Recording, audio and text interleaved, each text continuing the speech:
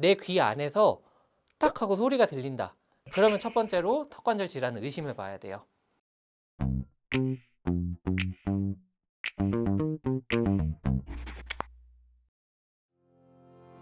안녕하십니까.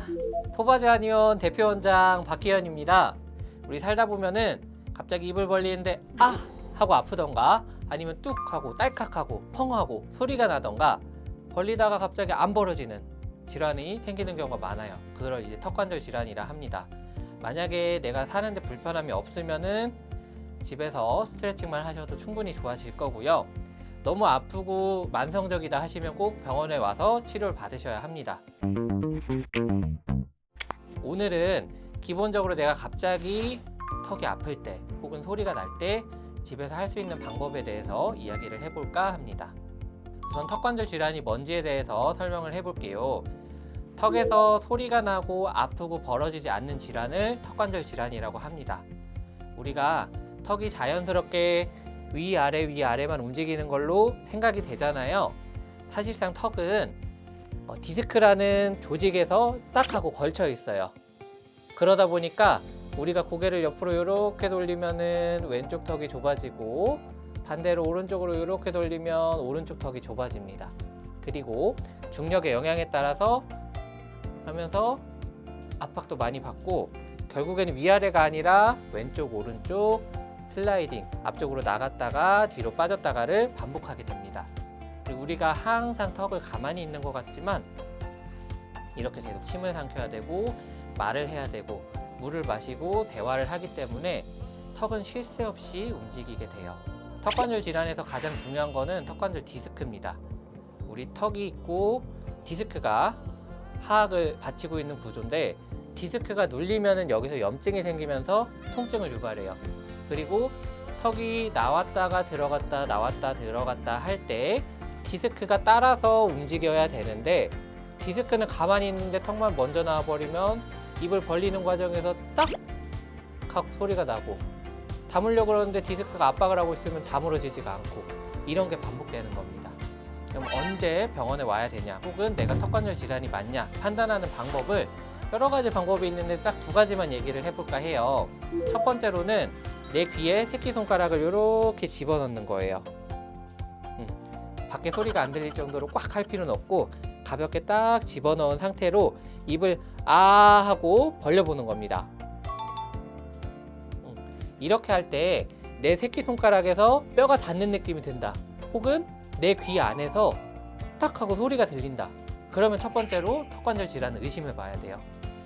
더 정확한 방법은 검지, 중지, 약지 세 개 손가락을 입 한가운데로 넣는 거예요. 우리가 이렇게 세 개 손가락이 들어가는 게 정상적인 개구인데 입이 안 벌어지면 이게 안 들어가서 두 개만 들어가거나 하나만 들어가게 돼요. 네, 정상이라면 좀 더럽지만 이렇게 했을 때 들어가는 게 정상입니다. 만약에 안 들어가거나 귀에 대고 소리를 들었는데 딱 소리가 나면 스트레칭을 한번 해주시길 권유드립니다. 자, 그러면은 집에서 할 수 있는 스트레칭에 대해서 한번 이야기를 해볼게요. 로바카도 운동법이라는 게 있는데 6가지의 스트레칭을 6번 반복하는 운동입니다. 그 중에서 가장 핵심적인 턱관절 운동법만 이야기를 해볼게요. 자, 우리 우선은 턱을 딱 한가운데 두는 거예요. 이 상태로 N, 영어 N 발음하듯이 혀를 입천장에 딱 댑니다. N. 이 상태로 턱에 힘을 쭉 빼요. 이렇게 뺀 상태로 입을 통증이 없는 범위에서 벌리는 겁니다.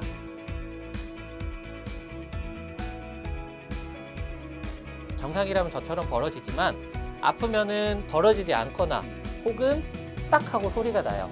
그러면은 거기서 멈추고 6초 동안 가만히 있는 거예요. 다시 다물고 조금 있다가 아까보다는 살짝 더 길게 더 많이 벌리는 겁니다.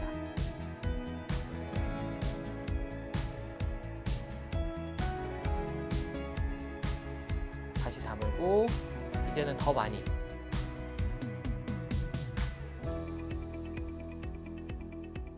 이런 식으로 6초 동안 6번을 반복하는 게 기본적인 운동법입니다.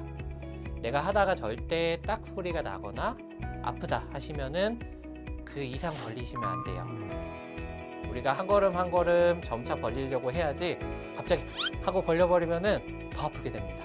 그리고 두 번째 운동법은 턱에 있는 근육을 스트레칭하는 거예요.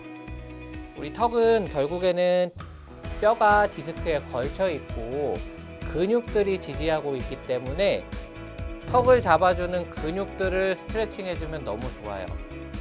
우선은 위쪽에 있는 측두근을 스트레칭 하는데 근육이 이렇게 붙어 있기 때문에 직각으로 이렇게 스트레칭을 해줍니다.